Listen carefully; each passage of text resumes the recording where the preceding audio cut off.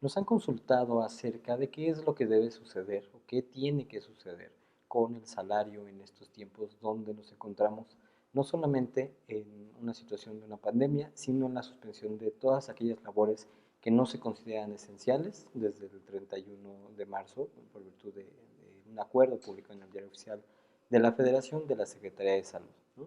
Y existen preocupaciones tanto de parte de los trabajadores como de parte de los patrones. ¿Qué pasa con aquellos que ya no continúan en operación, aquellas empresas donde ya no están dando un servicio?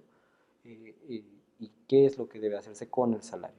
Para los trabajadores, evidentemente, es una preocupación para subsistir, y para las empresas o los patrones, como se les quiera denominar, es la preocupación de que en la mayoría de los casos no tienen una solvencia o un plan de contingencia para solventar este tipo de cuestiones.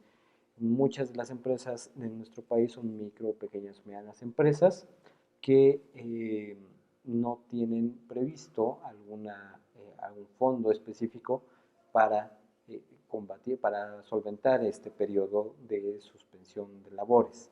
Una de las posturas en el medio empresarial ha sostenido que resulta aplicable el artículo 42 bis de la Ley Federal del Trabajo, que a grandes rasgos nos señala que se podrá pagar al trabajador una indemnización de un salario mínimo por todos aquellos días que dure la contingencia, sin que pueda exceder de un mes.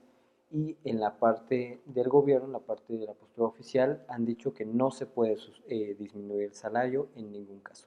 Aquí es importante hacer una distinción entre cuál es la posibilidad de ese artículo 42 bis y del 429 de la Ley Federal del Trabajo, que están relacionados, donde se prevé que para el caso de que se declare una contingencia sanitaria por las autoridades competentes, como en este caso lo serían el Consejo de Salud General o la Secretaría de Salud, podrá el patrón, sin tener una autorización de un tribunal como la Junta de Conciliación y Arbitraje o en su momento un tribunal judicial, para dar una indemnización al trabajador para que se suspenda la relación laboral, es decir, no exista una obligación de pago del salario ordinario, del salario usual, o y tampoco exista la obligación de prestar el servicio. En ese supuesto, más que existir una disminución del salario, no existe un salario, sino una indemnización previa. No es el caso en donde llegado el día 15 o el día en el que se tenga pactado el pago del salario, se pague solamente el mínimo, sino que desde el inicio de esa suspensión de labores, que en este caso podría ser los 30 días que tiene marcados el acuerdo del 31 de marzo, se pague desde ese momento la indemnización. ¿Para qué es esto? ¿Por qué lo prevé la ley? Porque de esta manera se busca un punto medio entre que el trabajador no quede sin un ingreso y que el patrón o la empresa no tenga que estar realizando los mismos gastos, que no solamente son gastos de nómina, son muchos otros gastos de renta, de servicios que se siguen generando aun y cuando no exista una operación. No están teniendo un flujo de efectivo igual a otros momentos, o ni siquiera están teniendo operación, ¿no? Porque habrá algunos lugares, por ejemplo, de entrega a domicilio que puedan realizarlo, pero muchos otros no.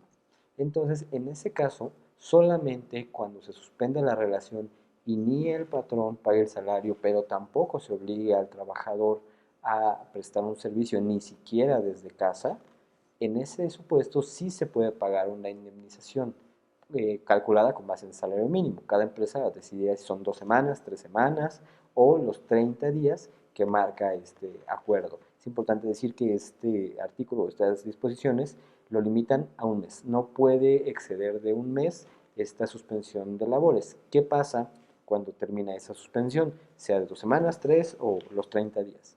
El día inmediato a que termine esa suspensión de labores, esa suspensión de la relación laboral que se determinó por el patrón, desde el primer día se renueva la relación laboral o se toma esa relación laboral. Es decir, surgen de nueva cuenta las obligaciones para ambos, para el trabajador a presentarse a laborar si es que ya lo permiten las autoridades sanitarias, o realizar el trabajo desde casa, si eso es posible, y del patrón de pagar. Ahora, En los casos donde sí se requiera que el trabajador esté realizando algún tipo de servicio, algún tipo que cumpla con sus obligaciones laborales aún desde casa, la opción consiste en que haya un acuerdo entre la empresa, entre el patrón y el trabajador para ahí sí disminuir un porcentaje razonable el salario, pero sin llegar a que sea un salario mínimo. Porque, repito, este supuesto es para una suspensión donde ninguna de las dos partes cumple o ninguna de las dos partes tiene obligación de cumplir lo pactado en ese contrato, en esa relación laboral.